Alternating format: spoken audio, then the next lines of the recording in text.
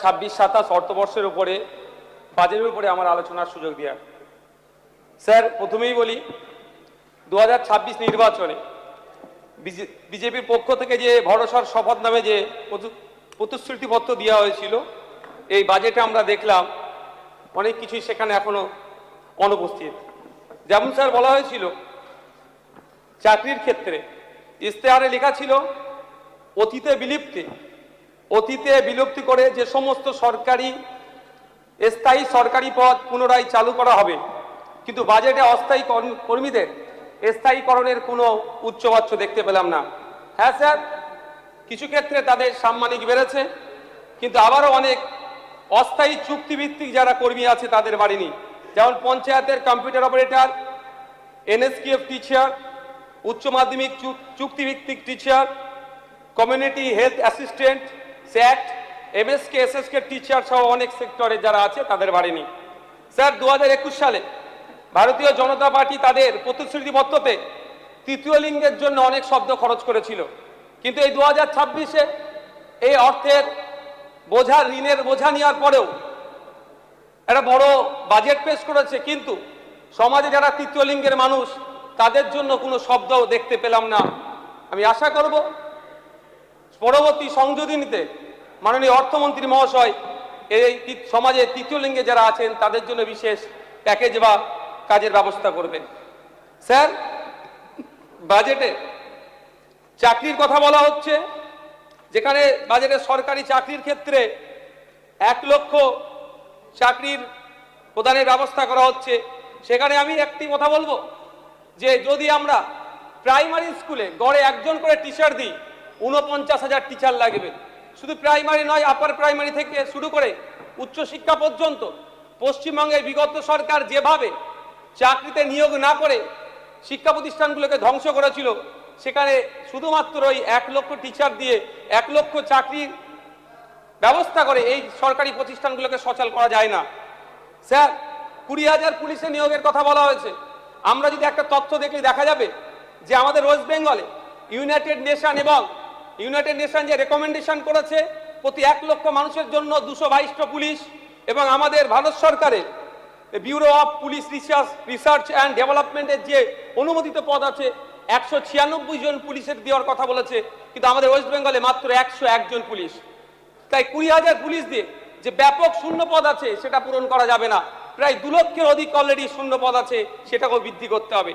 Sir, আমি পরিশেষে এই চাকরির ক্ষেত্রে আমি বলবো, যারা আমাদের পশ্চিমবাংলা সরকারের বিভিন্ন সেক্টরে অস্থায়ী চুক্তিভিত্তিক চাকরি করছে তাদের জন্য বিশেষ সংরক্ষণের ব্যবস্থা করা হোক, অন্তত 5% তাদের সংরক্ষণ করা হোক।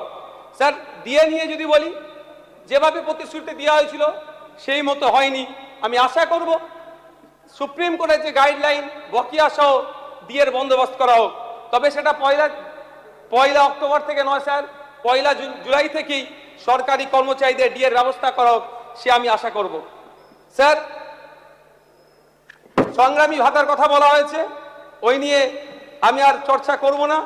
অবশ্যই ভাতার থেকে বড় কথা স্যার, যারা মিথ্যা মামলা দিয়ে আমাদেরকে অন্যায়ভাবে জেল খাটিয়েছে, শ্লীলতাহানি থেকে শুরু করে বিভিন্নভাবে চুরির মামলা দিয়েছে, সেইগুলোকে খুঁজে বার করা হোক। তাদেরকে স্যার জেলে রাখলে আমরা আমাদের ভাতাটাই মনে করবো এটা শ্রেষ্ঠ।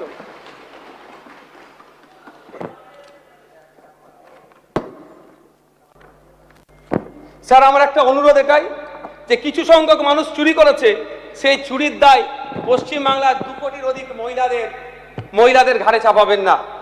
আমরা যেখানে তৃণমূল আছে আর দুর্নীতি হবে না, এটা আমরা কোনোদিনই ভাবতে পারি না। যেখানে তৃণমূল সেখানেই দুর্নীতি, আর যেখানে দুর্নীতি সেখানে তৃণমূলের উপস্থিতি আছে। কিন্তু তারা লক্ষ্মীর ভান্ডারে দুর্নীতি করেছে বলে এমন জটিল ফর্ম তৈরি করে, বিশেষ করে গ্রামীণ আর নিরক্ষর মহিলাদেরকে ফর্ম ফিল আপের জটিলতার দিকে ফেলবেন না। আমি অনুরোধ করব মাননীয় অর্থমন্ত্রীর কাছে, বুথ স্তরে, পঞ্চায়েত স্তরে, ওয়ার্ড স্তরে সরকারি কর্মচারীদেরকে দিয়ে ভেরিফিকেশন করে দ্রুততার সাথে এই অন্নপূর্ণা ভান্ডারের তাদের যাতে প্রকল্পের মধ্যে আসে তার ব্যবস্থা করা হোক। হ্যাঁ, এই নির্দেশনা দিক সরকারের পক্ষ থেকে, যারা ভেরিফিকেশন করার দায়িত্ব নেবে তাদের এন্ড থেকে যদি কোনো গোলযোগ হয় তার রেসপন্সিবিলিটি তারা নেবে। তাহলে দেখলে দেখা যাবে একটাও ভুল ভেরিফিকেশন হবে না। যেখানে আপনার জিরো টলারেন্সের কথা বলছেন, দায়িত্ব তাদের হাতে তুলে দেন এবং তাদের কাছ থেকে দায়িত্ব আপনারা বুঝে নেবেন। স্যার, উচ্চশিক্ষায় ড্রপ আউটের জন্য যে আপনি স্কিম নিয়ে এসেছেন অবশ্যই স্বাগত জানাবো, কিন্তু স্যার এখানে উচ্চশিক্ষা পর্যন্ত পৌঁছানোর আগেই উচ্চ মাধ্যমিকের স্তরে 2024 থেকে 2025 যদি তথ্য দেখি, এক বছরে প্রায় 3 লক্ষ ড্রপ আউট হয়েছে। তাহলে আমাদেরকে প্রথম মাধ্যমিক উচ্চ মাধ্যমিক স্তরেও যাতে ড্রপ আউট না হয় তারও পলিসি আনতে হবে। আর এই 50,000 টাকা এককালীন যে সহায়তার কথা বলা হয়েছে, আমি অনুরোধ করবো স্যার এটা অন্তত 3টে পার্টে দেওয়া হোক। এটাও তো হতে পারে যে আমি ফার্স্ট ইয়ার অ্যাডমিশন নিলাম, ফার্স্ট সেমিস্টারে অ্যাডমিশন নিলাম, অ্যাডমিশন নিয়ে 50,000 টাকা নিয়ে আমি পড়াশোনা ছেড়ে দিলাম। যেই লক্ষ্য উদ্দেশ্য নিয়ে 1000 কোটি টাকা পশ্চিম বাংলার জনগণের ট্যাক্সের টাকা বরাদ্দ করা হচ্ছে, সেই সার্থক যেন হয়। সুতরাং এটা বিবেচনা করা দরকার, অন্তত 3টে পার্টে ওদের টাকা দেওয়ার ব্যবস্থা করা হয়। স্যার, এখানে মহিলা যাত্রীদের ক্ষেত্রে যে বিবেচনা করা হয়েছে বাসে, সেটাকে স্বাগত জানিয়ে বলবো যে বিগত বাম সরকারের আমলে প্রাইভেট থেকে শুরু করে সরকারি বাসের ক্ষেত্রে ছাত্রছাত্রীদের জন্য 50% ডিসকাউন্ট ছিল। আমাদের পশ্চিমবাংলা যে নতুন সরকার এসেছে, এই নীতিটাও নিয়ে আসা হোক, ছাত্রছাত্রীর জন্য 50% ছাড়ের ব্যবস্থা করা হোক। স্যার, উত্তরবঙ্গের স্যার চা বাগানের শ্রমিকদের জন্য টি ওয়ার্কার্স ডেভেলপমেন্ট বোর্ডের প্রতিষ্ঠা করার কথা বলা হয়েছে, অবশ্যই স্বাগত জানাই। তবে অর্নামেন্টাল চেয়ারম্যান না রাখা হয়, কারণ 2016 থেকে 2021 পশ্চিমবাংলা সরকারের উদ্যোগে ত্রিপাক্ষিক প্রায় 21 থেকে 22টা চুক্তি হয়েছিল, কিন্তু দুর্ভাগ্য চা বাগান শ্রমিকদের ন্যূনতম মজুরি তারা ঠিক করতে পারেনি। এক্ষেত্রে এটা না অর্নামেন্টাল হয়ে যায়। স্যার, আদিবাসী উন্নয়নের জন্য বিশেষ করে শিক্ষার দিকে যে ট্রাইবাল ইউনিভার্সিটির কথা বলা আছে, অবশ্যই এটাকে বিরোধিতার কোনো জায়গা নাই, কিন্তু একটা ইউনিভার্সিটি দিয়ে একটা গোটা সমাজকে শিক্ষা এগিয়ে নিয়ে যাবে আমি বিশ্বাস করি না। দেখুন, আলিয়া ইউনিভার্সিটি আছে মুসলিম সমাজের জন্য, মাইনরিটি ডিপার্টমেন্ট থেকে পরিচালিত, অবশ্য সব সমাজের ছেলে মেয়েরা পড়াশোনা করে, কিন্তু ওতে দিয়ে কি মুসলিম সম্প্রদায়ের শিক্ষকতার হার বেড়েছে না পিছিয়ে গেছে, তথ্য দেখলে দেখা যাবে। কিন্তু স্যার বলবো, এই ট্রাইবাল ইউনিভার্সিটির সাথে সাথে সাঁওতালি মাধ্যম যে শিক্ষা প্রতিষ্ঠানগুলো অলরেডি আছে, পর্যাপ্ত পরিমাণে শিক্ষা নাই, শিক্ষার পরিকাঠামো নাই, সেগুলো ফিরিয়ে নিয়ে আসতে হবে। বিগত সরকারের 3 বছরে এসটি এসসি সমাজের জন্য কোনো হোস্টেল তৈরি করেনি, নতুন হোস্টেল তৈরি করতে হবে। বিগত দিনে এসটি এসসি সমাজের ছেলে মেয়েদের জন্য যে হোস্টেলগুলো আছে সেগুলো অলরেডি যেগুলো বন্ধ আছে, পুনরায় সেগুলো চালু করতে হবে। শুধু তাই নয় sir, Calcutta university, Jadavpur university, Presidency university, Rabindranath university সহ কলকাতা লাগোয়া যে ইউনিভার্সিটিগুলো আছে, প্রত্যেকটা ইউনিভার্সিটিতে সাঁওতালি ডিপার্টমেন্ট খুলতে হবে। তাহলেই প্রকৃতপক্ষে জানবো আমরা এসটি সমাজের মানুষ উপকৃত হবে। স্যার, শুধু তাই নয়, পশ্চিম বাংলায় আমি আগেই বললাম যেখানে তৃণমূল সেখানেই দুর্নীতি, আর যেখানে দুর্নীতি সেখানেই তৃণমূল। স্যার, 80 লক্ষ আদিবাসী আছে, 1.5 কোটি ফেক এসটি সার্টিফিকেট প্রোভাইড হয়েছে। ওই 70 থেকে 80 লক্ষ ফেক এসটি সার্টিফিকেট বাতিলের জন্য কমিশন তৈরি করতে হবে। স্যার, আমার বলার সময়ও যদিও খুব একটা বেশি নয়, 10 মিনিটটা খুব কম হয়ে যাচ্ছে।